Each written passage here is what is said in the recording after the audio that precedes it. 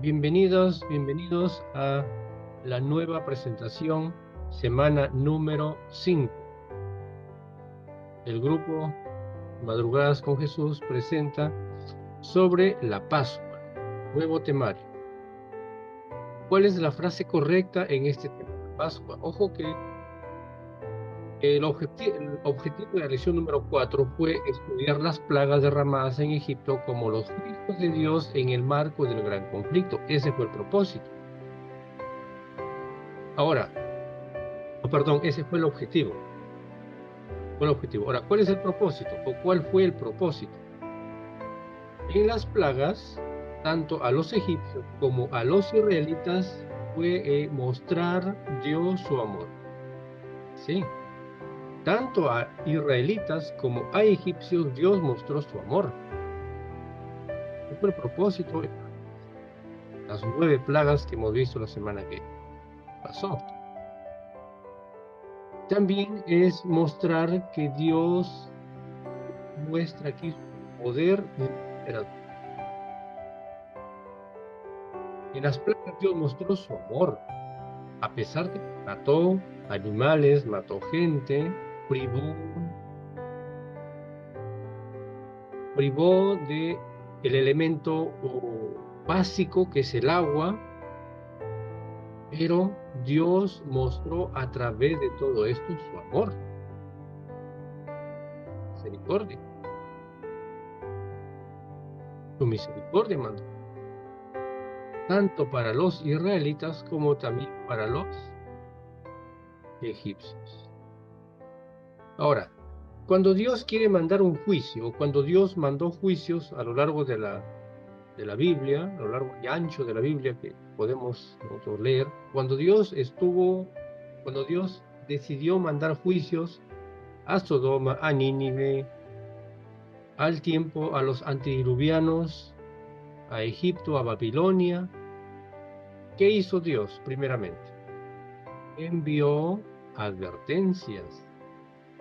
Ahora, en esas advertencias, ¿qué vemos reflejado? Su amor.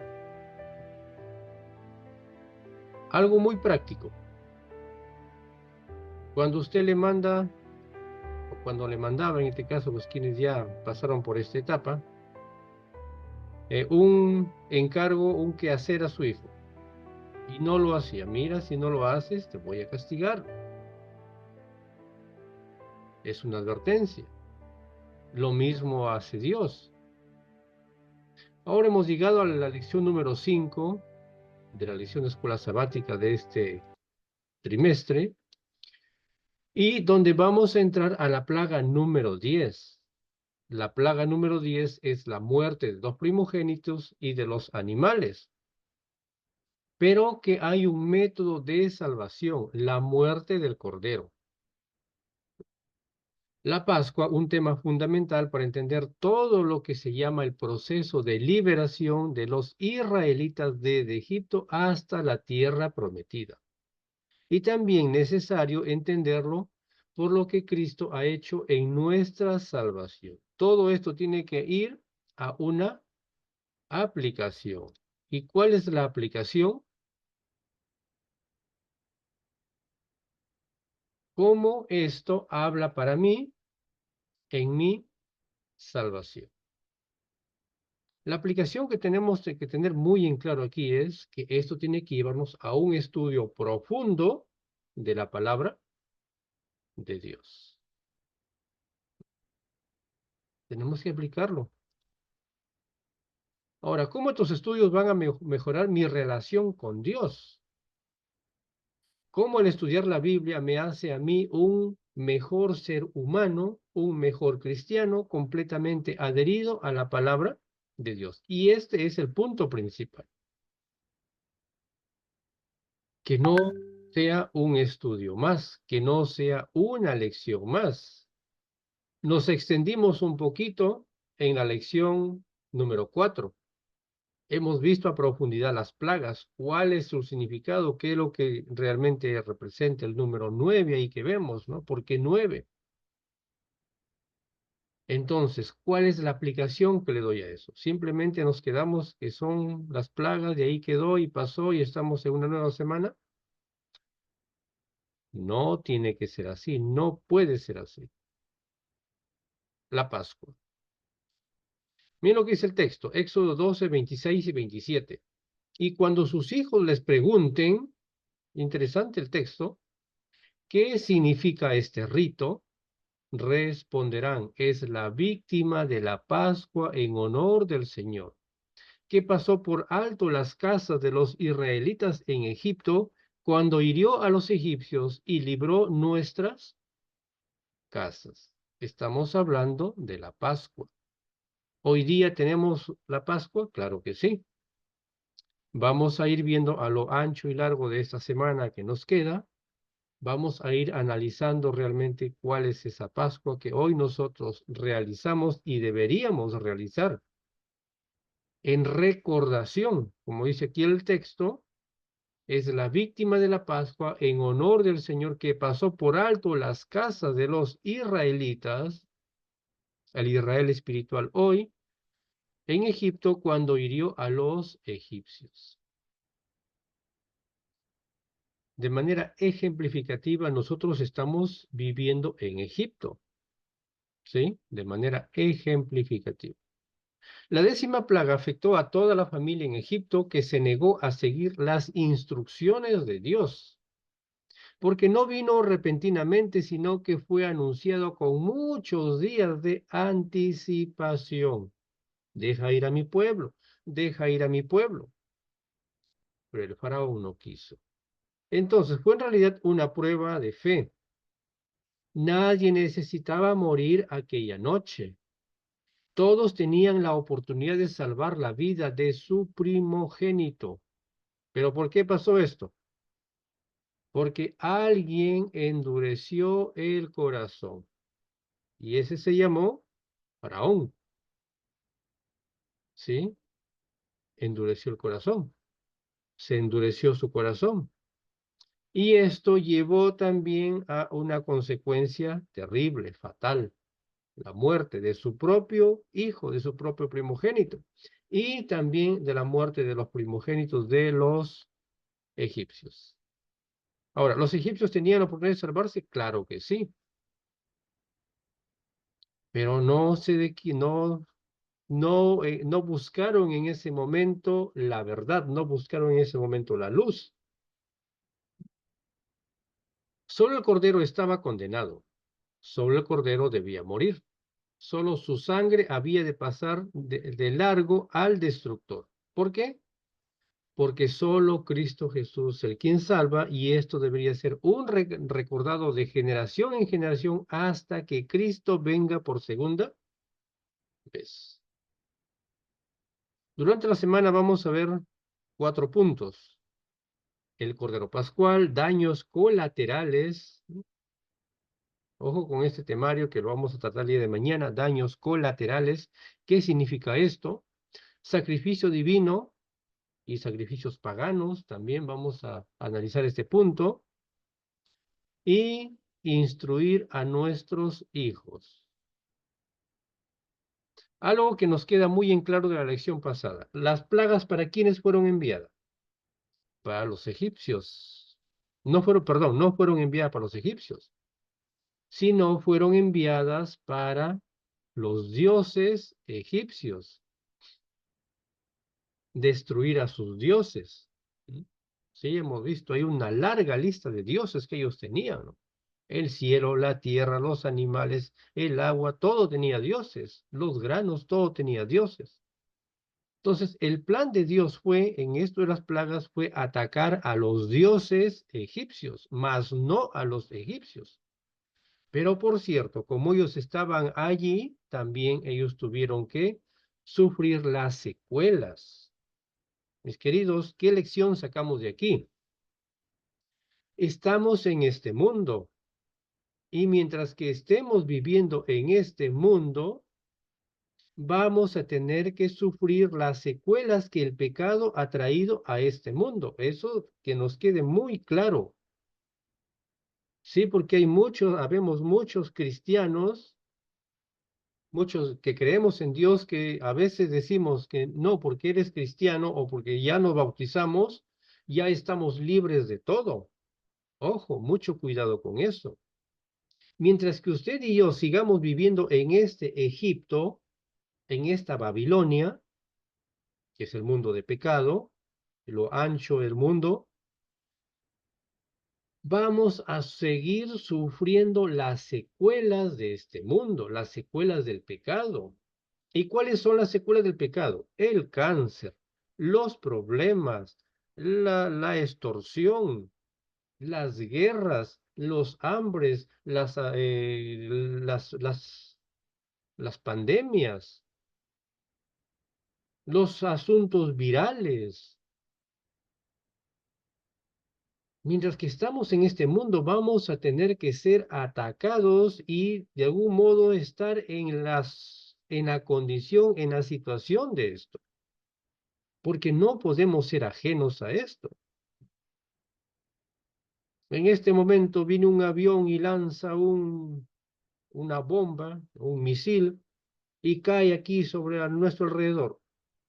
Vamos a tener que ser atacados por esto. Muchos vamos a tener que morir de repente. Entonces, mientras que los israelitas estaban en Egipto, también ellos tuvieron que sufrir de algún modo las consecuencias. ¿Para qué? Para probar nuestra fe, para probar su fe. Era una guerra entre Dios y Dios del cielo y los falsos dioses de Egipto. Ahora, a consecuencia de qué se da esto? A consecuencia del endurecimiento del corazón del faraón y de su liderazgo que termina endureciendo a un pueblo de egipcio, que finalmente tuvieron que verse afectados, porque ellos también se dejaron llevar por su líder. Y esto analizábamos el día de ayer, en el temario del día de ayer, vuélvalo a ver, escúchelo detenidamente. Esto es lo que hemos logrado analizar. Vamos a tener que sufrir las consecuencias de nuestro seguir o del endurecimiento del corazón de alguien. El faraón endureció su corazón, el pueblo también lo siguió. ¿No? ¿Por qué? Porque es nuestro rey, porque era su líder. El faraón decía, todos de pie, todo el mundo de pie, todos se sientan, todos van allá, todos van allá. La pregunta es, ¿a quién estamos siguiendo? ¿A Dios o a hombres? Y cuando seguimos a hombres, lamentablemente, son las consecuencias que hay que pagar. En el plan de salvación, Dios no ataca a los pueblos, ni tampoco está atacando a personas, está atacando al mal, a la plaga, al pecado. Pero que muchas veces nosotros, voy a usar esta frase, nos entrometemos y también, y cuando nos entrometemos en esta situación, cuando desobedecemos, cuando yo desobedezco una verdad presente, yo me entrometo, y cuando yo me entrometo, pues por cierto, vamos a tener que salir afectados. ¿Estamos? Siempre hay dos cosas. Número uno, las falsas creencias son las que son atacadas. Y en segundo lugar, siempre hubo, o cuando hubo una destrucción, hubo una advertencia. Y el Señor Dios nos viene advirtiendo en toda su palabra, y lo decíamos cuando iniciamos la lección número 1 de este trimestre, desde los primeros días de junio. Toda la Biblia es profecía. El Señor Dios, antes de enviar un castigo, siempre envió advertencias. Dios siempre ha venido dando advertencias. Cuando envió a Jonás a Nínive, y Nínive reconoció, se dejó ayudar, ¿qué hicieron los ninivitas? Se comenzaron a consagrar, se arrepintieron, se comenzaron a consagrarse, aceptaron todo lo que Dios dijo a través del siervo de su siervo Jonás. Interesante. Y finalmente, ¿el pueblo se salvó? Dios ya no envió destrucción, ya no los consumió, ya no envió fuego del cielo, porque ese fue el plan.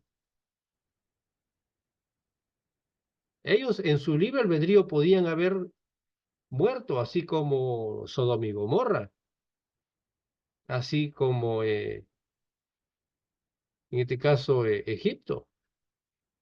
Pero ellos tomaron la decisión de arrepentirse.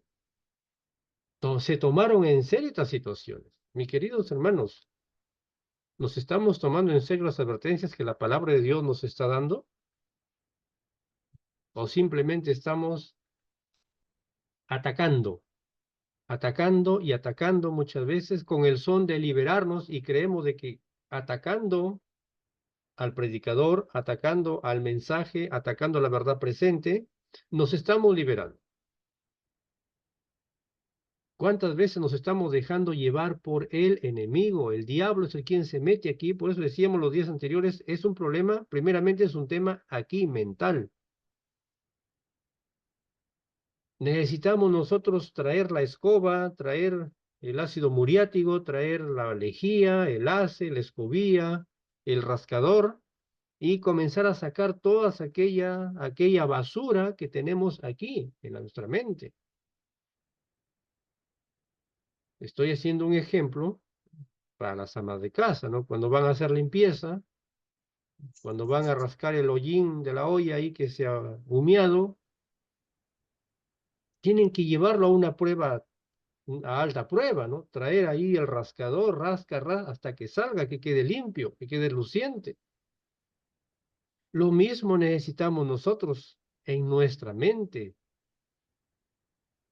¿Dónde está eso? Aquí en su palabra, aquí está la lejía, aquí está el ace, aquí está el ácido muriático, aquí está el sacagrasa, aquí está todo. Entonces yo tengo que permitir que a través del Espíritu Santo que me viene hablando cada día, cada mañana, permitir que el Espíritu Santo haga su trabajo y para que el Espíritu Santo haga su trabajo, yo tengo que sacarme de aquí toda aquella basura que tengo. Eso se llama liberación. Liberarme de mis preconceptos, de mis dudas, de mis angustias, de mis falsas teologías, de mis falsas costumbres. Liberarme de todo eso. Entonces, de ese modo yo me estoy liberando de la muerte, de ese modo yo me estoy liberando de la destrucción que pronto, pronto, pronto va a venir. Se vienen momentos difíciles sobre nuestro mundo. Una destrucción está a punto de acontecer en nuestro mundo.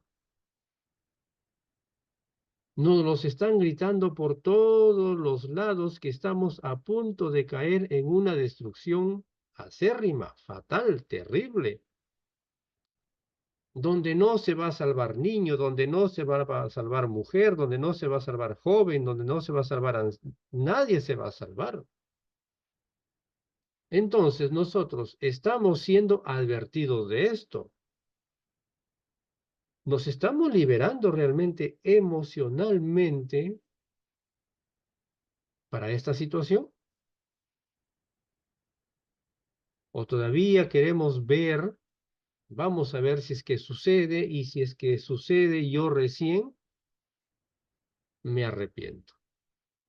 Cuando vea que sucede, yo recién voy a correr a buscar, cuando lamentablemente, penosamente, podrá ser demasiado tarde. Hoy estamos a tiempo. El llamado es para hoy, no es para mañana, es hoy. Es hoy cuando tenemos que tomarnos en serio esto de nuestra salvación. Decía un pastor en uno de sus sermones, ¿no? Hasta para perderse hay que saber perderse. ¿Sí? Eso es lo que decía él, ¿no? Hasta para perderse hay que saber perderse. Porque la destrucción no va a ser no va a ser así de simple. Va a ser algo terrible. De algún modo, mis queridas, decíamos en las primeras semanas, la historia se repite. Y la historia, lo que pasó ahí en Egipto, es un anticipo, es una señal, es un llamado de atención, es un llamado a la reflexión, es una alerta. La historia se va a repetir. En este mundo en el cual vivimos, la historia se va a repetir tal cual sucedió allá. Solo que aquí los protagonistas son otras personas. En este protagonismo hay otras situaciones, hay tecnología en este protagonismo. Allá no hubo tecnología. En este protagonismo hay un montón de cosas que hoy podemos echar mano. Allá no había automóviles, no había aviones, no había teléfonos celulares, no había redes de internet. Hoy lo hay. Pero con todos esos protagonistas, algo va a tener que cambiar, pero que se va a dar, se va a dar. Va a suceder.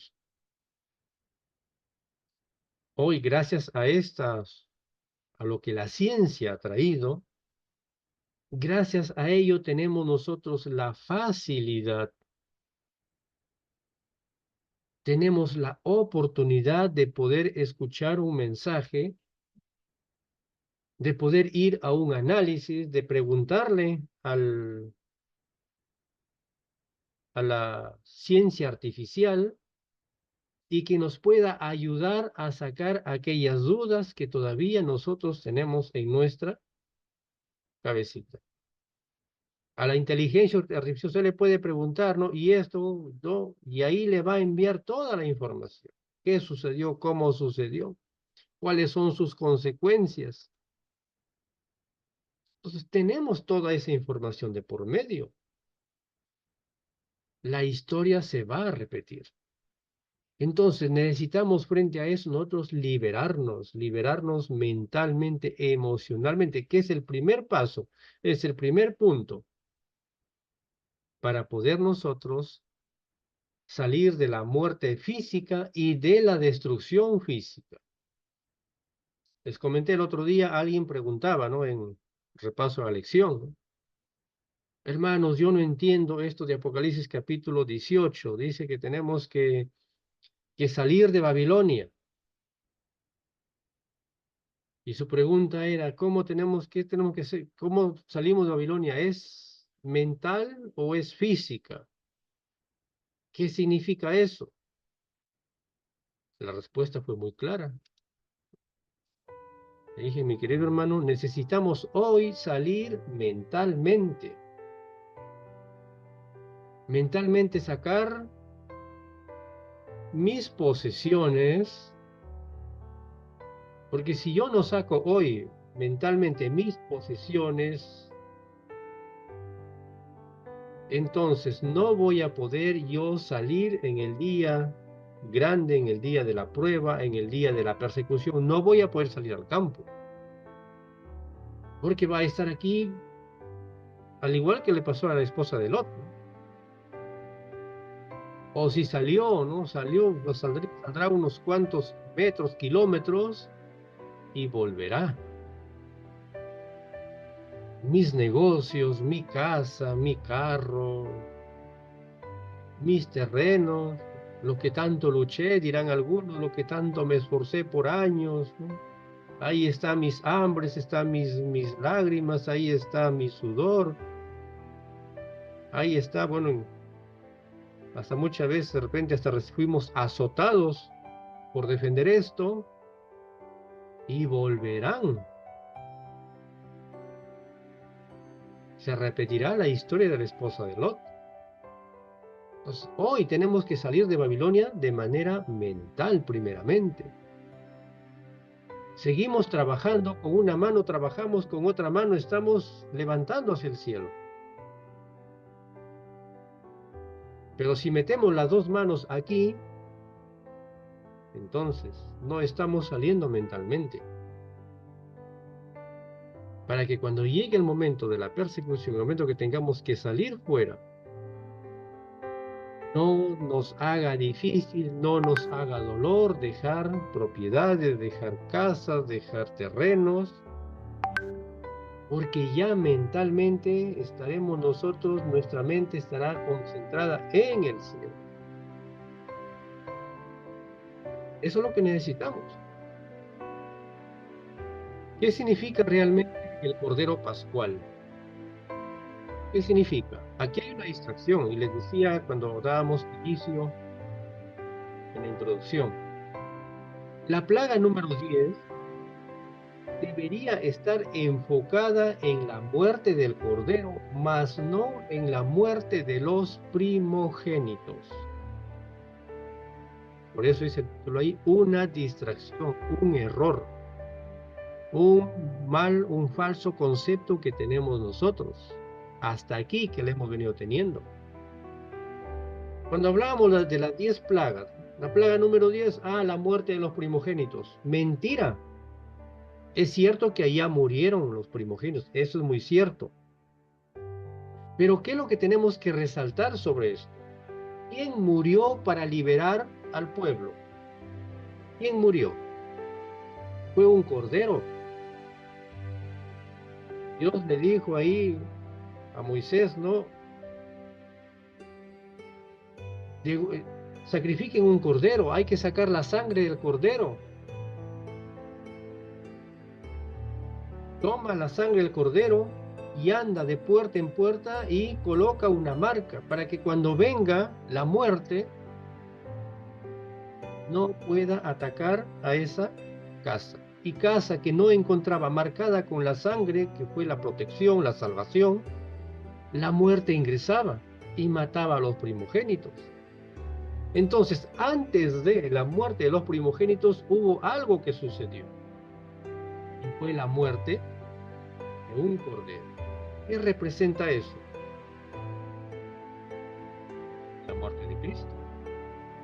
Antes de una destrucción, antes de que venga destrucción, siempre hubo un mensaje, un llamado, una advertencia. Así como en la plaga número 7 de Apocalipsis, no es la destrucción de los impíos. En la plaga número 7 lo que tenemos que resaltar es que Cristo está viniendo por segunda vez para liberar a su pueblo. Y como consecuencia de esto va a venir la muerte de los impíos. Porque Cristo viene a salvar a su pueblo, a sus hijos, a los obedientes. Ahora, ¿qué va a pasar con los desobedientes? Por cierto, si no hay quien te salve, te vas a morir. Entonces, esa es la comprensión correcta sobre lo que es la 10ª plaga. Les decíamos en la introducción, hay hasta aquí, un falso concepto que hemos venido teniendo. Pero de hoy en adelante, el verdadero concepto que debemos tener es que es la muerte del Cordero.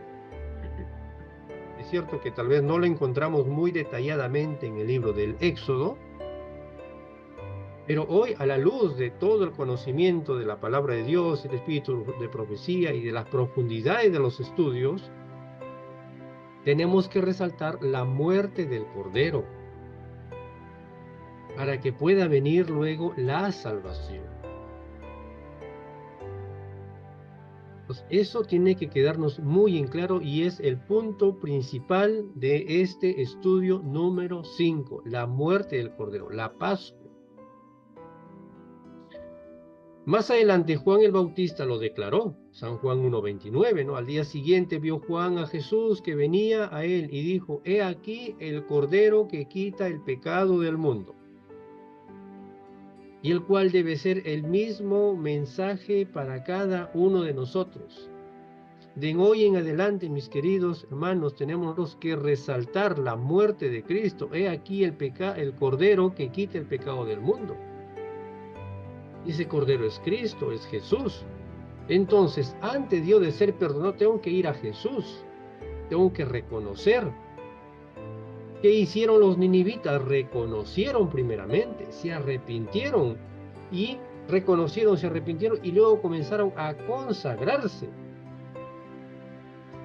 De este modo, ellos evitaron una destrucción fenomenal, fatal, de su pueblo, de sus vidas, de su familia. Que Dios te bendiga, que Dios nos ayude.